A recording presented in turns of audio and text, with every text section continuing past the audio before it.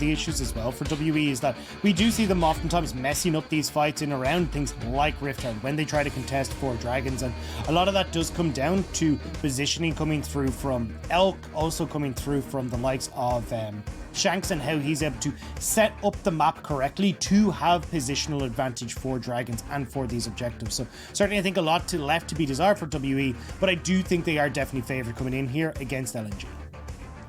LNG looking to try and stop the downward descent into a 7-3 record. Of course, they were 7-0, lost to RA, then lost to Ultra Prime.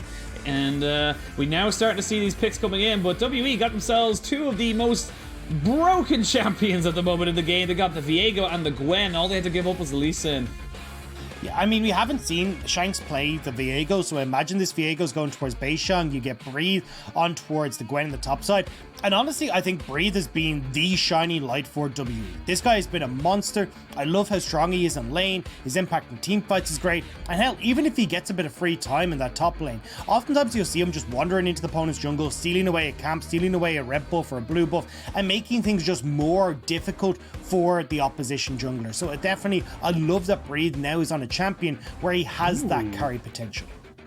Going with the Aphelios is fine, but the Nautilus combination with it is very curious to me. There is a good bit of heal, but you don't have that inherent safety that you do have with the Thresh, of course, with the Dark Passage. And I'd be curious to see now where LNG tend to look in this bot side, if at all, if it does end up kind of becoming a scrappier affair in bot side. So this is actually something that LNG tend to do, where they'll play hyper aggressive supports and also kind of AD carries, whether they're supposed to be aggressive or not, to guarantee a scuttle for Tarzan. Because Tarzan tends to actually start topside path down towards bot and play off of like now Wanda. You've gone towards more picks like the Callista, the Varuses. I mean, hell, even the Jinxes when they have it, just because they usually pair that Jinx into a pretty nice range advantage in that bottom lane. So even though we'll get this kind of aggressive support in the bot lane, I don't expect Tarzan to actually put a lot of attention towards the bot side. It's more about facilitating Tarzan and his early clear. See what they want to go for. Of course, WE now banning away those solo laners. They don't know where that Lee Sin is going just yet. Could go to Ale or Icon. Now just banning away certain things that might do well into the likes of a Viego in the mid lane. So the Blanc does relatively okay into it. It's a nice little pickup for them if they were able to get it, but it banned away. And now they're just really thinking about this final ban. It is going to be the Sylas. And I actually really like this ban because it takes away a lot of that AP solo lane threat that they would like to combo up with the Lee Sin. Yeah, I think there's still a lot of flexibility here with the Lee Sin. You can go towards Ale, can go Tarzan. So I'm still curious to see where this Lee Sin ends up. But I'm surprised to kind of see although Sylas does work great as a bruiser opportunity, there's a lot of really good matchups for him in that mid lane. And for WE here, it feels like you just take your support, keep that counter pick for Shanks in the mid lane, and then you're relatively fine. So yeah, we're going to see it here. Alistar locked in, and now we got to see, what's the game plan here for LNG as a blind pickable mid laner. Yeah, still yet to see if it was locked in, but the Alistar very much a missing champion. And good enough to stop all the hard engage. If someone does get caught out by a hook or by a Lee Sin Sonic Wave, they are able to get them away. The Headbutt Pulverize very good at just peeling for the rest of the carries. And LNG, what do you want to round this composition off with? Where do you want to take this one now? You're waiting on your kind of solo lanes. I'd imagine it's a Rise. This has kind of been the fall back mid lane champion. It still gives AP damage, like especially when you're looking at like Sylas, LeBlanc, Akali. I mean, even when you look towards the other mid laners that we've seen kind of rise up are like Set in that mid lane, Lee Sin in that mid lane, but I imagine it'll be the Rise. You get the opportunity then to position yourself correctly for a lot of these fights. You can even use the Realm Warp to very quickly move in towards the barn if you want to, but it looks like they are going to actually go with this solo lane Lee Sin, and it will be the Diana jungle coming in instead. Like this pick, I think the Diana jungle has slowly made herself into the upper echelons of the LPL meta, as we wait to see now exactly where they're going. Only the second time that the Icon will be piloting the Lee Sin, has got a 100% win record with it. I do believe that was, I can't actually remember exactly who it was against, but did very well in that particular game. Okay. And see what they want to go for. Interesting picks coming in right, left, and center. I'm liking this Fiora though, because this is a breed specialty if I've ever seen one. Yeah, and it's a really, really strong matchup into the Camille. Camille finds it so tough to deal with the riposte. You get a bunch of damage that can come out. You've true damage as well, which the Camille is going to struggle with, and it means that it's a pretty difficult time for Ale. Only thing I will say is that we've seen these side lane split pushers kind of fall off because of the amount of objectives that are in the game. And you need now Breed to get ahead so we can build that Gore Drinker and still be relevant. I'm curious though if this may be actually a hull breaker game coming through for Breed. This might actually be the game that we see it come out.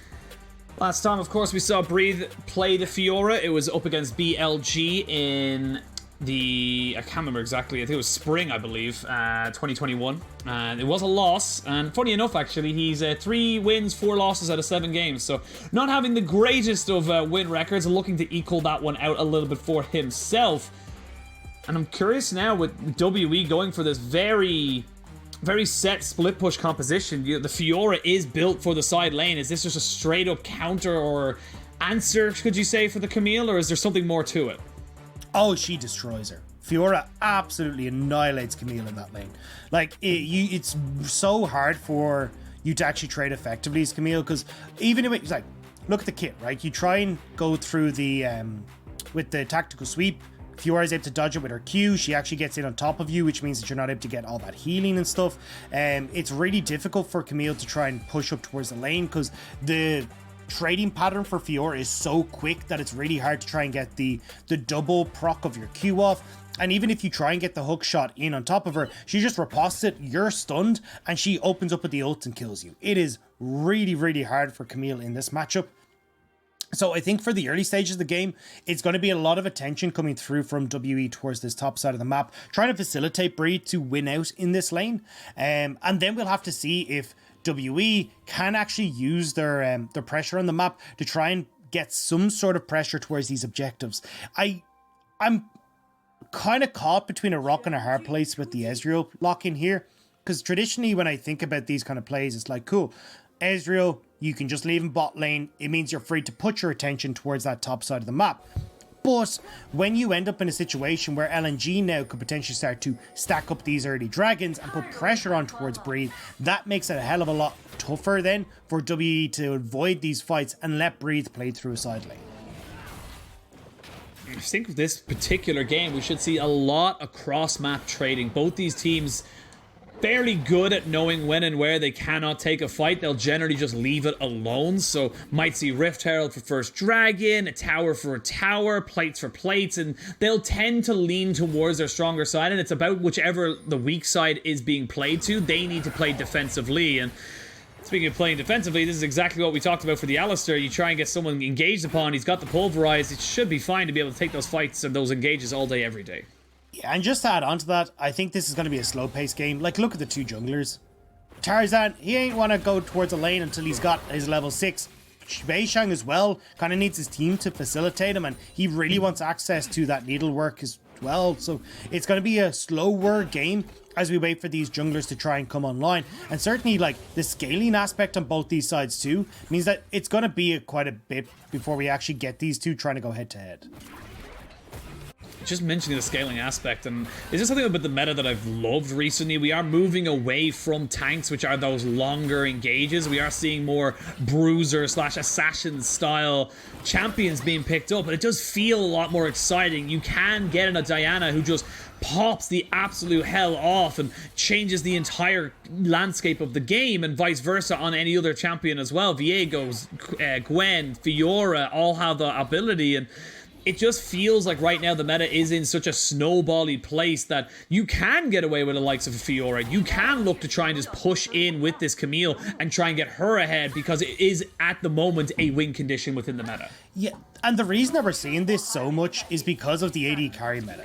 Like, think about the really strong AD carries right now. Varus, Aphelios, Jinx. I mean, even like Kalista and Kai'Sa to a certain extent as well. But these are all champions that are short range or super mobile. And it means that when you're playing things like Diana, LeBlanc, Camille, things that can, these assassins, Xin Zhao, that can all jump onto the backline and have access to kill these guys, you can turn the tide of a fight by instantly deleting the AD carry. So it's trying to find these opportunities to turn the fights instantly into a 4 versus 5, and then being able to spring out and stall out the game because the consistent damage is gone on the other team. Very scrappy fight there on the bot side. We see the Ignite going away from Iwandi, but it was the heal traded back by Elk. And again, we're seeing just more and more pressure. That's an example of why we get to see more Ezreal. Like, you can see there, you get the engage, well, Ezreal Arcane shifts away. He's so self-sufficient that it makes things so much easier on that top side as... Oh, we see an engage on the bot side. Just has the Arcane shift, exactly what you talked about. Able to get away with it. TP being burnt in this top lane here as Ale in a little bit of trouble. Should be able to get out. No! 1-0. That is WE taking the advantage in top side. There's so many times that Shanks has made this play. I'm surprised that LNG are surprised by it. There's been at least 3 or 4 times throughout the last series that W played that Shanks would just TP topside to facilitate Breathe. And you can see it there. They get a really good turnaround there, managing to pick off Ale. Kill goes to Shanks, making sure that Breathe is able to get towards that Iron Spike whip. And now you're in good spot here as WE. Hell, even Beishan collects that mid lane wave. I got it all covered, very nicely done. This was actually, you can see here, Ale going aggressive onto Breathe, but this riposte changes it all. Yeah, I'm not sure what happened in the top lane trades that Breathe is actually so low, but as you can see, like, that riposte we talked about, how strong it is in this matchup, and then when you look towards it, Shanks tries to predict the flash, misses, but is able to follow with the flash anyway and finish off the Camille. Nicely done there, and Shanks proving us wrong with the early game action, and actually, in fairness, it's wrong in the sense of that we said there would be none, but you specifically did single out the junglers as they were not involved in either of the plays, so still points to you, points to Robador, and as we move into the 5 minutes of this game, Robador? I don't know, I was thinking Gryffindor, and I was like Robador, but then, see, I again, wasn't even sure if it was Massador. I was like, yeah. I don't know where we're going with this. I'm going to slur my words just so no one knows what I say. That's what great play-by-play casters do even. As an Irish person, I feel like we're great at that. We are. We just trail off into a chuckle. Speaking of trailing off into a chuckle, Ale gets challenged down as Shanks is here. Does get land the Q on top of him, but Icon does not really want to engage that. This fight's all around the map right now, as we can see. There's Ezreal doing so much. The heal and the flash has to be invested here to keep Iwandi alive. Light does keep everybody at bay, but it's all getting a little bit testy right now. Yeah, I mean, it's a lot of fights back and forth between the lanes. Breathe coming out on top in that top side. Light coming out on top in the bot lane. But again, like, we're not seeing a huge amount of movement coming through from LNG. We got WE TPing up with Shanks in that top side of the map. Icon never bothered to follow. And this was what we were talking about, right? Like, if Icon had actually gone towards that top lane play, would have been able to help turn that around. And when you look towards LNG, their solo laners and junglers have some of the lowest kill participation in their respective roles. You're looking at like 16th and below for all of them. And I think that's why when you look towards this early kill that's gone the way of WE, LNG could have helped to respond, could have had an answer, but we never really see it come out from them. It does feel very solo queue-esque, shall we say. They were riding high on the momentum that they had from that, the ability to snowball, which we mentioned so many times, and now we're coming up to 7.5 minutes. They got 7.5 more to not be behind at 15 minutes because they are terrible when behind at 15 minutes. And WE are great 30%. When ahead at 15 minutes. Yeah, it's 30% not great. win rate from behind. It's absolutely insane. They just do not look good at all. Whereas when you look at their win rate when they have a lead at the 15-minute mark, it is 92%. Like, they are so damn good at snowballing, but it is about snowballing. And again, it's the man on your screen that you're seeing right now, Iwandi, that needs to try and make these plays work, because he's the one that actually has that impact pre-15 minutes to try and set these up. Now, 8 minutes is on the clock. Rift Herald up and available. Elk is down on that bottom side, and LNG have already rotated Light up. So it looks like we are going to get a full rotate from LNG to try and commit towards this Rift Herald. Got summoners available. The exhaust for Beishong. No flash for the Gwen. Pretty standard You tend to go with a summoner spell alongside either the smite if you're a jungler or teleport if you're a top laner. Rift Herald has been started here by LNG. WE do not have Elk, and this is exactly what we talked about. There's the hook, it'll land in between everybody. The Breathe gets caught out. Fiora is dead. They trade back the Nautilus, so it's a 1-for-1, 2-for-2, as this is just an all-out brawl. But this started out with a 4v5, and it looks like it's going to be WE coming out big on top. Out of a 4v5 situation, they get almost everything, and they're able to clean up house. Tarzan, in no way, shape, or form are you getting out of this one alive, buddy. I'm sorry, you are dead to rights. You're just gonna try and have to get away from this Beishang, but he's got himself to turn back. You should be able to kill him off. There's a smite, but again, not much you can do. As I say that, ooh, okay, I got a little scared. Right towards the end there. But the important thing is, for the side of WE, they do get all the kills. They lose the Rift Herald, but they get the fight. How do I pause the game on LNG's behalf? That hook was... I'm not broadcast. How does that hit Breathe? In what world does that hit Breathe? That is stupid. I'm sorry. That needs to be paused. That's a bug. There is no world that hits Breathe. And the whole reason that fight goes so poorly is because Breathe tries straight off the bat. Like, he doesn't riposte that because, like a normal human being, he realizes that a straight line can't be drawn between him and Nautilus. Well, again, it still went in WE's favor. For LNG, they landed the boogie hook, the lollipop getting in their favor, but it was all for naught, as those are a lot of kills now onto the Viego and the Gwen. Those are two champions you do not want to be giving golden experience to. That is a Rift Maker already for a jungle Gwen. That is an absurd amount of money already. And this is where you start to see WE becoming dangerous, right? This is where we start to see a lot of them starting to push in through their strong lanes, get that vision control in the enemy jungle, and then looking for these picks. So, especially when Elk is on things like this Ezreal, you open up Missing to link up with Beishang and try and facilitate that stall. And you can see it already, right? Shanks shoves in mid. He starts to move over with Beishang and make sure that Beishang's able to continue with this lead. And Beishang is someone... historically, when looking at WE, we've always looked to as this big carry threat, this person who can be a thorn in the side of every other team in the league. He's been a bit muted, a little bit quiet of recent days, but this feels like it can come back. If they can continue to put him on the likes of Gwen, Viegos, these carry-style champions, he should be able to drag his team up to the, you know, the playoffs and beyond from there. And I think that's why we're seeing Shanks back in the roster. When you look at Mo versus Shanks and facilitating Beishang, Shanks is definitely better at it. He's more than happy to move out of lane. I mean, we just talked about him constantly going for these TP plays towards Breathe. Shanks is more situated to go for... Oh, hang on. Here's that pick. Yeah, they're gonna go for something here. There's the needlework being used. I want that hook was not... That was... He thought he got the same physics where he was able to get around the corner and bend the bullet, and wasn't able to sadly get himself out of that particular situation. Icon does not take a favorable trade in the mid lane, ends up losing his ultimate in the trade, and Shanks should be able to push this one up. And this is feeling a little bit like draft diff right now. The Gwen, the Viego, these champions are just so strong. You can't give up two of them onto one team. Yeah, and look, it's execution difference as well, right? Breathe has had full control bot, Shanks gets that TP up top side, and we literally just talked about, hey, look, WE, they're going to go for picks in your jungle. They're going to bring Missing along, and they are going to make this work, and we see it there. And even though you have Tarzan with a little bit of support, it's not enough when you've just got numbers advantages for WE, and this is being where WE are most confident when they have these pushing lanes, when they have advantages in lanes and can use them.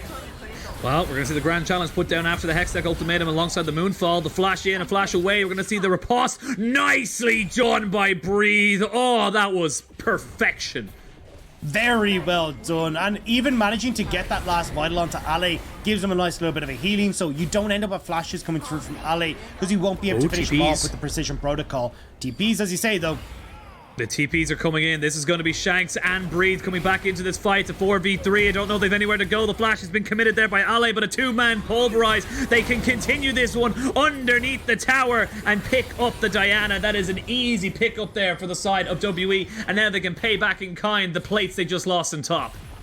Yeah, now Icon will answer in that mid lane, so he's able to get something back. May actually look for a play down towards this bottom side. Maybe look for that counter map play that we talked about that we have been missing from LNG, but WE coming out huge on that play.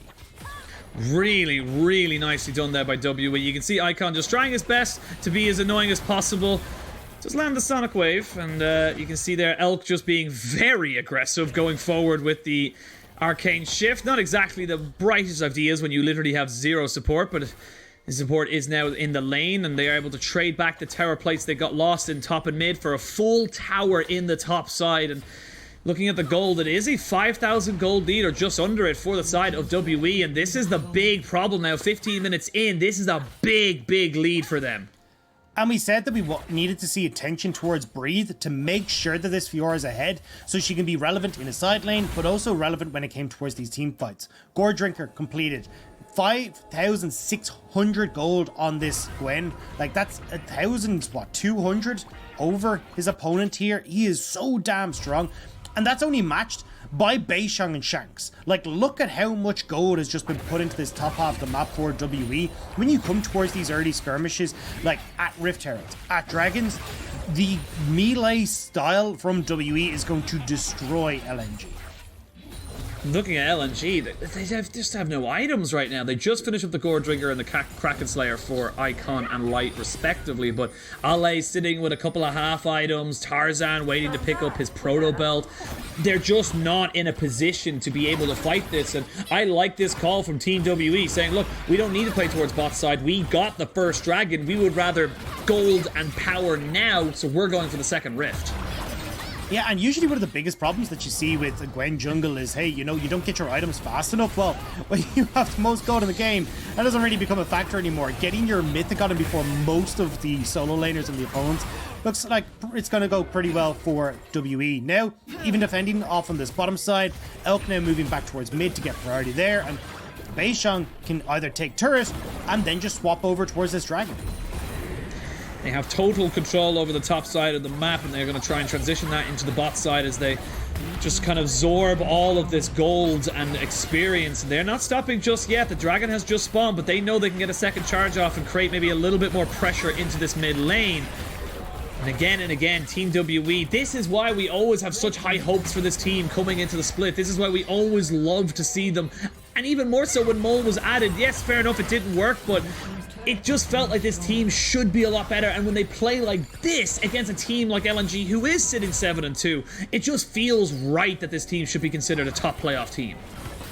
Yeah, and the thing that we're seeing here again is that, like, think about these early plays. A lot of them have involved Shanks, and unfortunately with Mole on the roster, he hasn't had that same impact. I'm not saying that Shanks is a better player. I know that Mole is a better player and, like, better in lane, but Shanks being more willing to have impact off towards these side lanes, teleport towards the top side to facilitate Breathe, has found a lot more success for WE. Hell, even the way that he plays towards Beishang and missing. So you can see that WE are going back towards what's been their tried and true. Get these dominant laners, go then take that in towards picks in the opponent's jungle, and then consistently use the pressure you have between Breathe and Shanks to force numbers advantages onto the opponent. And LNG just have not been in a position to try and counteract this all game long. And honestly, just to mention on your Mole point, you know, it is the thing of we've seen super rosters come together. We see the best of the best in regions be put onto a team, and sometimes it just doesn't work. It's nothing to do with anybody in particular. It's just how the team dynamic is set up, and sometimes that team dynamic just doesn't really mesh that well. And it's really clearly, surprised. Yeah, because Mole is a great upgrade. Yeah, and that's the thing. For V5, Mole was that player, right? Mole would always, we talk about like the trifecta of Mole, PP God, Wei. It was that trio that worked incredibly well. However, this time around, we're not getting that. And it's strange to see that Mole hasn't been able to slot into this team in the same manner that a lot of people were hoping for. But it does mean that WE, at least in this game, with Shanks looking super strong. You see 3 kills already picked up. He's got that Divine Sunder quickly working towards that Stark's Gauge. And when he does, he's going to be nigh on impossible to kill here for LNG, just with how far ahead he is. LNG glad, though, that there has been no fighting for the last few minutes, as they are now picking up their first items. Proto Belt and the Divine Sunder are picked up for the Diana and Alay's Camille, respectfully. Now we see Icon. Are you too far forward here, my friend? He's actually just going into the alcove. Real alcove gaming right now. Beishang has revealed himself on a ward. Breathe is here, but the rest of LNG are moving down. So this would be a 4v4 for the moment. You have got Shanks and Ale up in that top side, both with TP. So do they want to go for it? It's actually Icon who's looking for the flank, and this could be a bit of a bad move. There it is. There's the kick, but no real follow-up there. And a lot of posturing, not a lot of action. Again, nothing gained by LNG. Wave goes into tower, will be collected. And honestly, kind of that's nothing for either side. I'm looking, though, at the next 2 minutes, right? Because you can see here, Shanks struggling to actually push out this wave so far against Ale. Might not be able to get full control of this top side of the map. And with Dragon in 2 minutes, these waves would really need to be in order for WE so they can go and look for a pick before that fight kicks off, or so they can just use that numbers advantage again to threaten the objective. Oh, speaking of it being threatened, Beishang has to go aggressive onto Ale. Threaten that there is the Viego coming. Now he's here, so they can maybe look for something. Hexac Ultimatum has been used and it's immediately used to flash away. They will not be able to take that Scuttlebug, but the grand challenge onto Icon, there is no escaping you here. You used your Dragon's Rage kick. You cannot disengage from this, and Breathe in the side lane gets himself a solo kill. Flash for flash, and Breathe is able to finish him off, and this is now where issues are spawning for LNG. TP needs to be used by his Camille just to stop that top lane turret from falling, but it does give Breathe time to reset. Oh, wow. And WE, with 2 members essentially gone from the top side of the map, they turn towards the Baron. They're fully committing to this as well. They've got the TP coming in. There's a Scryer's Bloom to try and just scout it out. They now know it's going down, but this Baron is taking so much damage so quickly. You can see they're missing. He's on keep away duty. He does not care if he dies. He just needs to keep the jungler out, and he does his job beautifully. Not only that, but he gets to keep his life and get rid of Tarzan's as well. This is WE tearing LNG to shreds. And was it worth it, LNG? Was it worth it keeping that bottom tier 1 when Baron goes across towards WE? This is what we were talking about. Cross-map plays, anything that comes from decision-making when they're behind. LNG just do not have it. And now, Baron in the hands of WE. Dragon in 30 seconds, which is will put WE into sole point, and an 8,000 gold lead. WE are so far ahead, and we're going to get this replay here. Like, Breed just chases him down. When he's able to hit on with a couple of these dashes, he gets the reset, means that he's able to close the distance on towards Icon, and no matter how slippery you are, there's no getting away from the floor. This is just such smart play from Missing. This is why I love seeing him on this Alistar pick, because he's able to be aggressive. He's able to put himself into harm's way and still survive and do his job. Now with the Baron being taken, they're going towards his bot side. TP going to be committed here by Icon, who was split pushing in the top end. There's a good Moonfall though, lands on the 3. They're going to land the Moonlight Vigil, try to get that double moon combination going for them, but they're not quite able to take down Beishang. There he goes. He's finally down. This Ezreal though, still very healthy, putting out those Mystic shots. This Fiora still trying to do the damage. They're going to go in, trying to be aggressive. It's a double kill on top of this Ezreal for Elf, and we can see now they're going straight into the Fiora. Ale, will he have given up his life for it though? It's a 3v3, but you have a Viego, you have an Ezreal, you have so many ways of resetting this fight and taking it all away. You're all alone. You are the light in the darkness for LNG Light, but you will not be able to take this win, and that turret does eventually fall. Shanks is too strong, able to finish off so many low health members, and even though you get some fancy plays coming through from LNG, WE are just too strong. They're just hitting them with their wallets right now. Dragon up and available, will be taken by WE alongside 2 turrets, and it is very quickly just eviscerating in their hands for LNG. They are evaporating in their hands. They're just not able to hold on to this game at all. Yes, you get a shutdown onto the Gwen. That's great. Beishang did go down, but look at this replay, and it starts off looking like WE are going for the play, but they respect the TP, and then it just comes out into an all-out brawl. Yeah, so there was a lot invested to try and get on towards Ale. So nice job by him to get the hook shot, to get out of the knockup coming through from Missing. Means that there's no Fiora ultimate in this spot as well. And again, like, Ale did play this fight incredibly well. It's just people are too far ahead at this stage. Breathe gets Tarzan out of the way, so Elk's able to finish him. And even here, watch Ale does go onto the wall. and holds off on the riposte before he engages on towards Breed. So able to actually do some nice work here. But again, Shanks is huge. Elk is free firing this entire time, completely untouched, and Light is kind of playing ring around the rosy as he tries to catch up to all these different skirmishes that have burst open. You're on the Aphelios, and again, props to Light. He's 2-1-2, and a very difficult game that has been for him, and having so many threats jumping onto his face, he is able to keep himself healthy and dealing damage. But like you mentioned, you're 8,000 gold behind, or 7,500 gold behind, and you're looking at a Fiora that's split pushing. You're looking at the damage from the Qs of this Ezreal now with that Frozen Heart. It just becomes so difficult to really do anything about it. And I mean, look, Knight has been the mainstay damage for this team for quite a while. Oh, missing. Does he go down? He does! Moonlight Vigil enough to take him down. I thought it was Ale who got himself caught, but it was actually the opposite effect as such. And we can see now WE just need to be a little bit more careful. There's still plenty of damage there for LNG.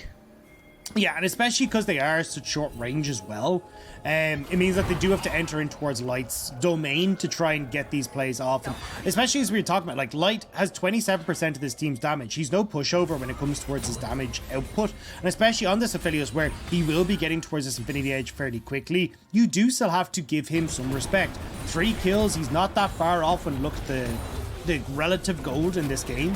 So as long as WE are avoiding just running in towards Light, playing out through this 1-3-1 style, they should be relatively okay, especially because they're the ones in full control of the dragons. Like, the way LNG want to force WE into fights is through dragons, is through objectives like Baron, but unfortunately nothing is up at the moment, and it's been WE who have gotten full control of pretty much everything in this game. Well, 2.5 minutes until that Dragon Soul spawns, but before that we got 1 minute and 15 for that Baron. It's crazy to say, considering how quick in the game it was taken. Normally we'd be looking at the Baron right now, not waiting for it to respawn. As we now look and see what these two teams want to do about it. You're kind of hitting a good break point here for Light. I don't know if he's going to have enough gold in him to get that Infinity Edge finished up before this Baron, and you really do need it. We talk about it so much, we harp on about it all the time, but 3-item Aphelios is a threat, and Light has been playing these team fights well. Light is going to be someone who will be a threat if he's able to get that 3rd item before this Baron fight. Well, it's too late anyway. I mean, you got to reset at 50 seconds or you're just going to be late to the party. It takes it 30 seconds to walk from base to the edge, and actually it looks like Light is going to go for the reset. So if WE are in a position to start this up straight away, potentially could. Infinity Edge, I'm assuming, built. There it is. But now WE will get control over the objective. They'll be able to get this deep vision, and it looks like they're not even interested in Baron. They know that Soul is more important, and they can just have Beishang or even Breathe, honestly, solo out that dragon and keep threat towards the Baron so LNG can take it. Wandy, I don't know if he wanted to take that buff after it went in. We're going to see a fight over the red buff, completely engaged on by the side of WE, and the TP committed as well. There's Wandy dead, and Berry Camille dead, gone, back to the grey screen, and now Elk feeling confident, feeling ferocious as he goes forward. They're going to try and turn this one around. Light gets caught. He will not be doing any more damage. That Infinity Edge will do you nothing good here, my son. And it's a clean ace for the side of WE. They don't care about the dragon. They don't care about the Baron. They'll barrel up the mid and take the game. Yeah, LNG have such weird calls on when they want to fight. It's not Baron, it's not Dragon, it's a red buff that they throw away this game for. But honestly, it was all done and dusted regardless. WE now will push in for the win. They will. You can see there the riposte just good enough to bring him out. The double ace in as many seconds. And that is going to be the Nexus falling. WE 1-0 up over LNG. And the boat's starting to come apart, Dagda, for LNG. And this is what we talked about. We said, hey, look, for LNG, WE is a great matchup for them. WE like to play through Shanks, helping out Braid on that top side, Beishang getting involved in his lanes. So it meant that when we got towards these when we got towards